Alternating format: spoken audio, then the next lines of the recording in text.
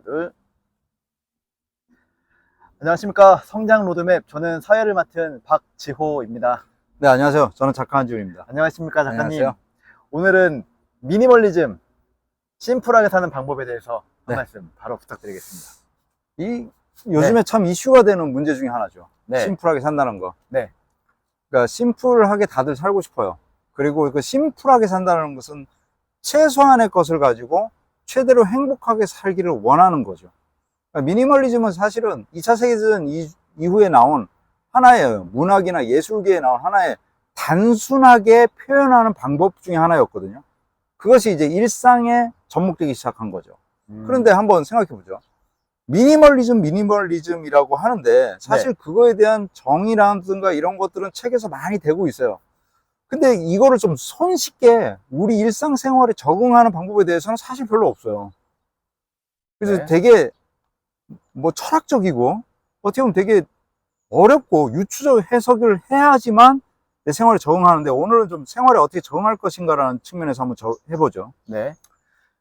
일단은 우리가 미니멀리즘이라고 하면은 뭔가를 버리고 최소한의 것을 가지고 산다, 요 개념인데, 이것을 우선 우리가 뭐를 해야 되냐면 우리한테 있어서 외로움과 네. 그 다음에 고독감, 공허감 같은 감정들을 벗어나야 돼요. 외로움, 소외감, 공허감 같은 감정이 들어오면 일단 뭐를 하는 줄 아세요? 그것을 벗어나기 위해서 소유를 하고 싶어요. 내가 외로워, 내가 뭔가 공허해, 그러면 이성 친구가 필요해. 또 내가 공허해, 그러면은 좋은 차를 사고 싶어요. 내가 뭔가를 공허한 이유, 외로운 이유는 그것이 없기 때문에 라고 하면서 점점 물건을 채워나가기 시작해요. 네. 공허하고 외롭다라는 증거는 물건을 많이 갖고 싶다는 것과 표현되는 거죠. 네. 그러면 물건을 많이 가지면 이건 뭐가 되냐면 내가 살아가는 방식 자체가 풍요롭게 됐으면 좋겠다라는 거예요. 그러니까 미니멀리즘이라는 것을요, 네. 우리는 자꾸만 정신적인 것에서 찾지 않고 물질적인 것에서부터 찾으니까 문제가 발생되기 시작하는 거예요. 자, 물질적인 거라는 것이 뭐냐면 하나를 가지면 두 개를 가지고 싶고 두 개를 가지면 세 개를 가지고 싶어요. 네. 그러다 보면 물건이 채워지겠죠. 네. 그 채워진 공간에는 우리는 TV 광고 속에서 하나의 장면들을 보게 돼요. 풍요로운 삶. 네. 그런데 여기서 한번 질문해 보죠. 풍요로운 삶은 행복한가요? 막 멋진 집이 있고 거기는 행복한 가정이 있고 뭐 웃고 막 뛰어다니는 TV 광고를 많이 보는데 그건 정말 행복일까요? 이거 진짜 한번 질문해 보고 싶어요. 풍요로운 삶은 행복인가요? 그게 반드시는 아니겠죠? 여기서 이제 우리는 미니멀리스트가 되기 위한 첫 번째 질문에 들어갑니다. 우리는 정말 풍요로우면 행복한가? 이거부터 이제 질문이 들어가야 돼요. 풍요로움은 꼭 행복이 아니에요. 풍요롭다라는 것은 하나의 순간에 하나의 사진일 뿐이고 그 다음에는 권태로 이어질 거예요. 이건 틀림없는 사실이에요. 풍요로운 것이 나의 목표가 되면 미니멀리스트가 될 수가 없어요. 네. 풍요로움이라는 것은 채워져야 돼요. 33평에서 55평으로 넘어가야 되고 55평에서 80평으로 넘어가야지만 풍요로워지잖아요. 그러니까 풍요롭다라는 것은 결국은 미니멀리스트가 추구하는 삶과는 굉장히 반대 상극에 있어요. 그러니까 미니멀리스트가 되기 위한 첫 번째 조건은 풍요로움을 내 삶의 지표로 삼으면 안 된다. 그럼 뭐냐? 삶을 성장이라는 측면에서 봐라.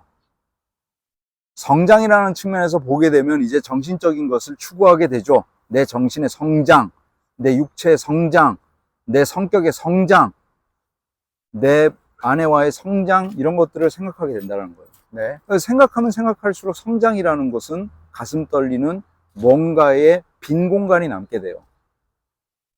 자, 우리가 지적으로 성장하는데 사실 필요한 도구는 별로 없어요. 우리가 육체적으로 성장하는데 별로 필요한 도구는 없어요. 정신적으로 성장하는데 별로 필요한 도구는 없어요. 여기서부터 미니멀리즘이 시작되는 거예요. 뭐라고요? 첫 번째, 물질적 풍요라는 것을 삶의 목표로 두었다가 뭘로 변신하라고요? 바로 성장이라는 걸로 삶의 지표를 바꾸기 시작해야 우리는 미니멀리스트로서의 첫 번째 발을 내디디게 된다. 그러면 정신이 내가 성장해, 내가 좀 더 나은 인간이 되겠다라는 걸로 잡혀지면 이제 집안에 불필요한 물건들을 사지 않아도 돼요. 그렇죠? 그러면서 뭐가 되냐면 예전에는 무언가를 보여지기 위해서 했던 행위들을 이제 안 해도 된다는 거예요. 이제 나의 성장이 삶의 목표이기 때문에 쓸모없는 만남, 옛날 친구 안 만나도 돼요. 그리고 쓸데없는 만남이나 쓸데없는 돈의 소비를 안 해도 돼요. 그럼 돈이 쌓이겠죠. 그러면은 예전에는 풍요로운 삶을 살기 위해서 더 큰 아파트, 더 많은 돈을 벌어야 되고 어떤 수를 써서라든지 지금의 삶보다 더 나아져야 된다는 강박관념 때문에 어떤 짓을 해서라도 그것을 맞추고 싶었던 거예요. 근데 풍요로움은 행복이 아니라 하나의 사진일 뿐이다라고 생각을 한다면, 그 다음부터 나의 성장에 초점이 맞춰진다면 그런 불필요한 것들이 점점 내 스케줄에서 빠져나가게 돼요.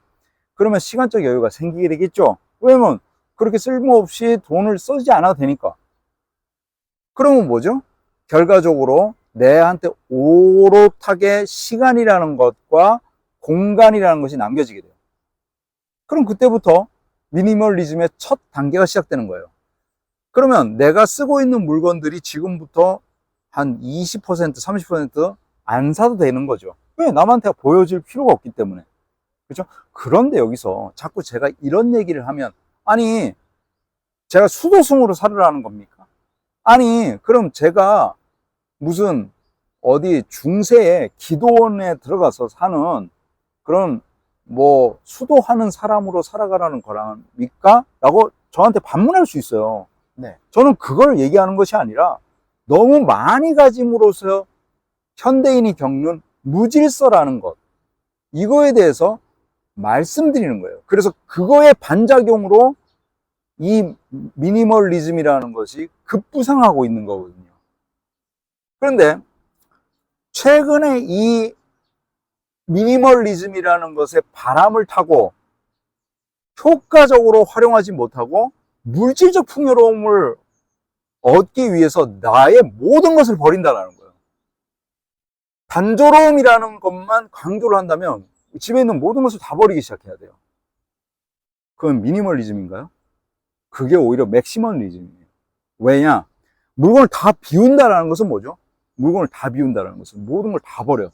그건 정말 미니멀리즘일까요? 절대 아니에요. 왜? 거기는 정신이라는 것이 없죠. 뭐만 있어요? 거기는 버린다라는 개념만 있는 거예요. 내가 정신적으로 성장을 추구하고 있을 때 미니멀리즘은 가치가 있는 것으로 정착하게 된다. 결론을 말씀드리겠습니다. 우리가 참 요즘 시대에 사는 사람들이 무언가를 많이 가지고 싶어 하고 또 그것을 가지지 않았을 때의 불편함을 해소하기 위해서 일을 하고 또 일을 하고 또 일을 하고 또 일을 하는데, 이건 어쩔 수 없는 현상이죠. 자본주의 사회를 살아가는데.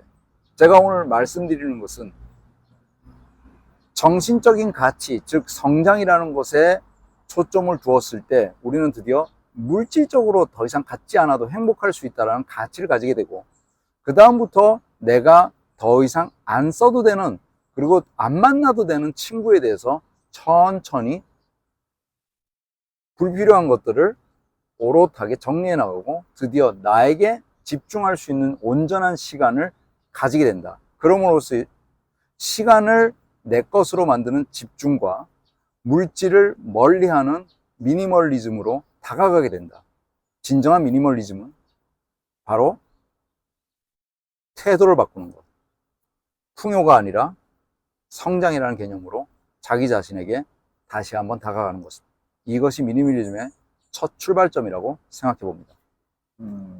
말씀 잘 들었습니다. 이게 뭐랄까요? 되게 오해의 여지가 많이 있을 것 같아요.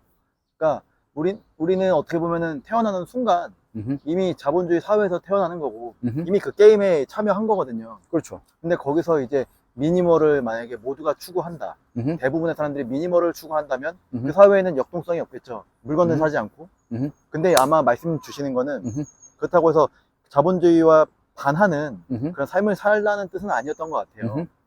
다만 너무나 과열되고 있는 지금 현재 음흠. 특히나 SNS에선 이거 좀 약간 진짜 기름을 부은 것 같은데 음흠. 그거에 대한 경계를 말씀하시는 것 같아요. 정확하게 말씀드리면 이거예요. 미니멀리즘이라고 해서 아무것도 안 사는 게 아니에요. 자, 보세요. 내가 미니멀리즘을 추구하는 데 있어서 정신적 가치를 추구하고 자기 성장을 추구하게 되죠. 네. 그런데 그러면 유행에 따라서 물건을 사는 게 아니에요.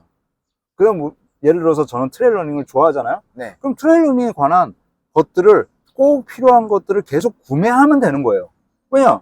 그것은 내가 미니멀리스트로서 트레일 런이라는 것을 내가 좋아하기 때문에 그렇게 물건을 사나가는 거죠. 그죠? 그 네. 다른 사람들에게는 이것은 정말 필요 없는 물건이 될 수 있어요. 그죠? 그렇지만 유행에 따라서 사는 것이 아니라 필요와 나의 성장을 위해서 사는 것은 괜찮다. 그러면 집중적인 투자와 필요 없는 걸 과감하게 버려나갈 수 있겠죠. 그러면 예를 들어서 저처럼 트레일런을 즐기는 사람들은 트레일런 장비를 사고 많은 시간들을 자기에게 부여할 수 있겠죠. 그러면 이때까지 쓸데없는 만남, 그리고 쓸데없는 외식, 쓸데없는 지출을 최소한으로 줄여나갈 수 있을 거예요. 네. 그리고 그것은 제가 추구하는 성장이라는 개념이기 때문에 그걸 계속 해나가겠죠. 그것이 개성 넘치는 삶이고, 궁극의 미니멀리즘이라는 것은 자신 안에 주체성을 찾아나가는 게임의 법칙이다라고 설명해 드릴 수 있을 것 같아요. 저도 일견으로는 동의하는 게 요즘 우리나라 사회를 보면은 마치 정해진 룰이 있는 가야 되는 길이 딱딱 정해져 있는 사회인 것 같아요. 그래서 다들 그냥 그것만 쫓고 그것만 과시하고 그런 게 또 저도 조금 아니지 않나라는 생각이 드는데 약간 나의 성장에 관점을 맞춘다라는 말씀에 대해서는 저도 굉장히 동의를 합니다. 어유, 네, 감사합니다. 아닙니다. 그래서 저도 다음에 기회가 있으면은 그 개인의 성장이라는 거를 조금 더 구체적으로 네. 한번 말씀을 한번 부탁드려도 될지 아유, 당연하죠. 네, 한번 부탁드려 보겠습니다. 네. 그럼 오늘은 미니멀리즘에 대해서 말씀 한번 잘 들었고요. 네. 다음에 다시 한번 또 그 다음 영상으로 찾아뵙도록 하겠습니다. 감사합니다.